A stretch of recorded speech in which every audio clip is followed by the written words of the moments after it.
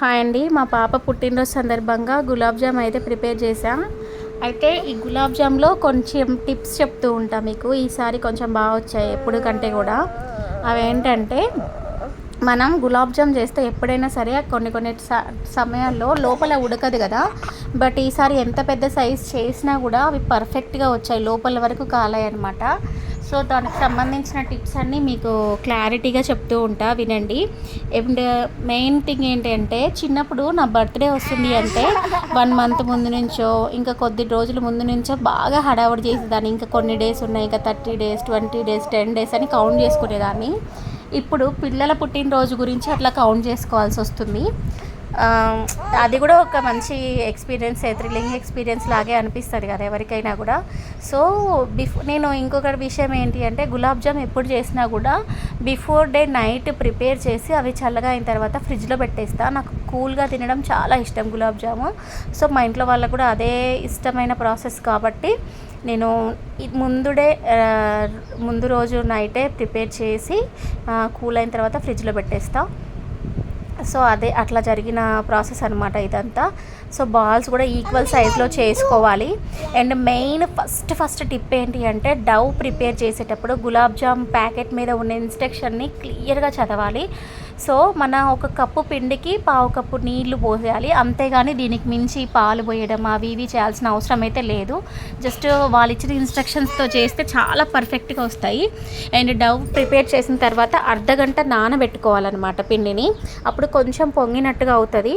గట్టిగా కలపకూడదు. Main thing ఏంటంటే, చపాతీ పిండి విసికినట్టు గట్టిగా డవ్ని కలపకూడదు. చాలా స్మూత్గా హ్యాండిల్ చేయాలి.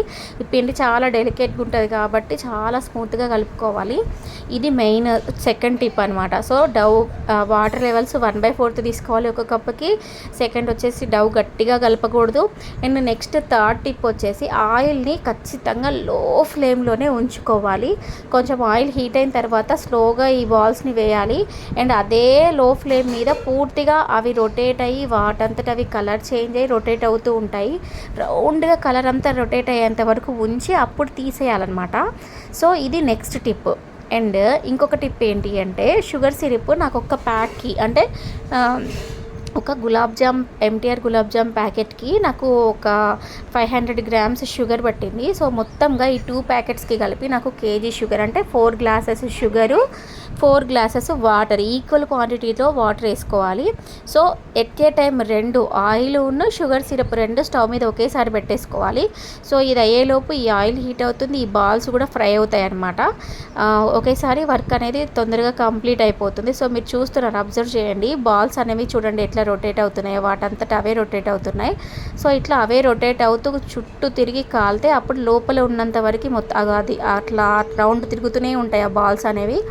లోపల కూడా కాలుతుంది అనమాట, మంచిగా ఈవెన్గా కాలుతుంది గులాబ్ జామ్ అనేది. సో ఇట్లా 2 ఒకేసారి స్టార్ట్ చేస్తే ఈలోపు పాకం వస్తూ ఉంటుంది సైడ్ పక్క దాని మీద, ఇంకో స్టవ్ మీద గులాబ్ జామ్స్ కూడా ఫ్రై అవుతూ ఉంటాయి. అండ్ గులాబ్ జామ్ లోపలి వరకు నానాలి అంటే పాకం ఖచ్చితంగా వేడి మీద ఉండాలి. గులాబ్ జామ్ మాత్రం ఆయిల్లోంచి తీసిన 1 మినిట్ తర్వాత అప్పుడు ఆ షుగర్ సిరప్లో వెయ్యాలి. ఇది నెక్స్ట్ టిప్ అనమాట. వేసి వాటిని కొంచెం అట్లా ముంచినట్టుగా గంటతో ప్రెస్ చేసి క్యాప్ పెట్టేయాలి. వెంటనే వేడిగా ఉన్నప్పుడే క్యాప్ పెట్టేయాలి, అప్పుడు చాలా తొందరగా నానుతాయి. అండ్ ఫ్రీగా ఉన్న బౌల్లో వేసుకోవాలి. సిరప్ కూడా కొంచెం ఎక్కువ ఉంచేటట్టు చూసుకోవాలి, ఇవి మునిగిపోయేటట్టు చూసుకోవాలన్నమాట గులాబ్ జామ్స్ అనేవి ఎప్పుడు కూడా. సో నేనైతే చేసిన సిరప్ని 2 బౌల్స్లో వేసుకుంటా. సో 2 పార్ట్స్గా డివైడ్ చేస్తే బౌల్ అనేది కొంచెం ఫ్రీగా వస్తుంది నాకు, అప్పుడు గులాబ్ జామ్స్ మునిగిపోతాయి. అండ్ నెక్స్ట్ మెయిన్ టిప్ చూడండి, మనం ఏ స్వీట్ చేసినా ఇలాచీ వేసుకోవడం మనకి అలవాటు. ఓన్లీ 4 ఇలాచీసే యాలకులే పౌడర్ చేయడం అనేది ఇంపాసిబుల్ కాబట్టి దాంట్లో కొంచెం షుగర్ వేసి గ్రైండ్ చేయడం వల్ల చాలా మెత్తగా పౌడర్ అవుతాయి అనమాట. సో ఈ పౌడర్ని నేను షుగర్ సిరప్లో యాడ్ చేసుకుంటా. అండ్ మనకి ఈ యాలకులు తినడం వల్ల హెల్త్ కూడా మంచిది. బట్ పిల్లలు అవి రాగానే నోట్లోంచి తీసేస్తారు కాబట్టి అట్లా కాకుండా ఉండాలంటే ఇట్లా పౌడర్ చేసి షుగర్ సిరప్లో యాడ్ చేసుకోండి. సో ఆ ఫ్లేవర్ అనేది బాగా వస్తుందన్నమాట మనకి. ఇంకా కుంకుమ పువ్వు ఇట్లాంటి ఫ్లేవర్స్ వేసుకుంటే బాగానే ఉంటుంది, కానీ ప్రజెంట్ అయితే నేను ఇంట్లో అలాంటి అవైలబిలిటీస్ ఏం లేవు కాబట్టి మన ఇలాచీతోటి కవర్ చేస్తున్నా. అండ్ ఏ స్వీట్ చేసినా మెయిన్గా చిటికెడు ఉప్పుడు వేయడం మాత్రం అస్సలు మర్చిపోకండి, అప్పుడే దాని మంచి టేస్ట్ వస్తుంది ఏ స్వీట్కైనా కూడా. సో ఇవి బేసిక్గా నేను చెప్పాలనుకున్న ఓవరాల్ టిప్స్. అండ్ ఎస్పెషల్గా చెప్పాలి అంటే గులాబ్ జామ్స్ని మీరు ఇట్లా ఫ్రిడ్జ్లో పెట్టుకొని తినండి, చాలా టేస్టీ అనిపిస్తుంది. అట్లనే ఎక్కువ కూడా తినకండి, కొంచెం కంట్రోల్గా ఉండండి. మనం మంచి ఎంత తిన్నా ఏం కాదు, కానీ చెడు కొంచెం తింటే అది బాడీ మీద చాలా ఎఫెక్ట్ చూపిస్తుంది అనమాట. సో కేర్ఫుల్గా ఉండండి కొంచెం ఈ విషయంలో కూడా. అండ్ మా బేబీ బర్త్డే అయితే సక్సెస్ఫుల్గా కంప్లీట్ అయిపోయింది నిన్న. కొంచెం హడావుడి ఉంటుంది అనమాట ఎప్పుడైనా సరే బర్త్డేస్ అంటే, అదే హడావుడి నిన్న జరిగింది. సో నిన్న వీడియో అయితే అప్లోడ్ చేయలేకపోయా, అందుకే బిజీగా ఉండడం వల్ల అది ఈరోజు కవర్ చేస్తున్నాను అనమాట. సో చూడండి, గులాబ్ జామ్స్ మొత్తం ఫుల్గా రౌండ్గా మొత్తం కాలిన తర్వాత తీసేసి అవి కొంచెం ఒక 1 మినిట్ కూల్ అవ్వాలి అంతే. 1 మినిట్ కూల్ అవ్వగానే వేడి షుగర్ సిరప్లో వేసి ఒక్కసారి అట్లా డిప్ చేసి క్యాప్ పెట్టేయడం అనమాట. మీరు ట్రై చేసి రిజల్ట్ ఎట్లా వచ్చిందో నాకు అసలు చెప్పండి. ఇప్పటివరకు గులాబ్ జామ్స్ పర్ఫెక్ట్గా మాకు రాలేదు అన్న వాళ్ళు ఈ ప్రొసీజర్లో ట్రై చేయండి, ఖచ్చితంగా చాలా బాగా వస్తాయి అన్నమాట. పూర్తిగా నెయ్యిలో ఫ్రై చేస్తే కూడా చాలా బాగుంటుంది అన్నారు టేస్ట్. బట్ అంత 1 కేజీ నెయ్యి మా ఇంట్లో లేదు, నేను లిమిటెడ్గా పిల్లలు తినేంత వరకే చేస్తా. నెయ్యి ప్రిపరేషన్ ప్రాసెస్ కూడా ఈజీగా ఎట్లా చేసుకోవాలనేది మన ఛానల్లో ఉంటుంది, ఒకసారి చెక్ చేయండి. అండ్ ఇంకొక చిన్న విషయం మీకు చెప్పాలి, అదేంటంటే మగువా యూట్యూబ్ ఛానల్ ఎట్లా ఓపెన్ చేయాలి అనే ప్రొసీజర్ చెప్పాలనుకుంటున్నా మళ్ళీ ఒకసారి. ఫస్ట్ @మగువా హైఫన్ ఇచ్చి 123 కొట్టండి, మన ఛానల్ అయితే ఓపెన్ అయిపోతుంది. ఈ కష్టాలన్నీ మాకు అవసరం లేదు అంటే సబ్స్క్రైబ్ బటన్ మీద జస్ట్ అట్లా క్లిక్ చేయండి అంతే. ఆల్ నోటిఫికేషన్స్ మీద బెల్ సింబల్ మీద క్లిక్ చేశారంటే నేను ఎప్పుడు ఏ చిన్న వీడియో పెట్టినా మీ వరకు వస్తుంది. అండ్ మెయిన్ థింగ్ ఏంటంటే ఇన్ని రోజులు నా వీడియోస్లో కొంచెం ఎనర్జీ మిస్ అయిపోయింది.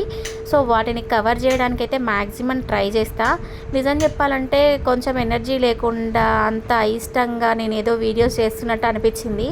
ఒకసారి నా వీడియోస్ నాకు వెనక్కి తిరిగి వెళ్ళి చూసుకుంటే చాలా తక్కువ వీడియోసే నాకు నచ్చినాయి. అండ్ నా పక్కన కూర్చొని ఎవరైనా నా వీడియోస్ చూస్తుంటే అసలు నేను చూడలేనమాట. ఫస్ట్ అది తీసే అని మొత్తుకుంటా, నాకు ఎందుకో తెలియదు, కొంచెం ఎంబారసింగ్గా అనిపిస్తుంది అనమాట. సో ఇప్పటి నుంచి కొంచెం చిన్న కరెక్షన్స్ చేసుకుంటూ, ఒకవేళ నేను చెప్పలేని స్టేజ్లో నాకు ఇంట్రెస్ట్ లేని టైంలో కూడా చెప్పాల్సిన పరిస్థితి వస్తే ఇట్లా ఏదైనా విజిబుల్ చేస్తూ మీతో మాట్లాడతా. అండ్ నా ఈ ప్రయత్నాన్ని మీరు అందరూ ఖచ్చితంగా సపోర్ట్ చేస్తారని కోరుకుంటున్నా. ఇంకా మంచి టాపిక్స్ ఇప్పుడు గో సంరక్షణ మీద, అక్షయ తృతీయ మీద, మేడే మీద కొన్ని టాపిక్స్ మీద చేయాలనుకున్నా, బట్ కొంచెం బిజీ అయిపోయాయి 2-3 డేస్. సో మళ్ళీ నేను ఇంకా రెగ్యులర్గా ట్రై చేస్తా. అంటే కన్సిస్టెన్సీ మెయింటైన్ చేయడానికి ఖచ్చితంగా మనకంటే ప్రాపర్ టైమింగ్స్ అనేవి ఖచ్చితంగా మెన్షన్ చేసుకుంటా. నేను అవి చేస్తూ నేను వీడియో అప్లోడ్ చేసుకుంటా. సో ఇట్లా అయిపోయింది ఫైనల్గా నా పరిస్థితి.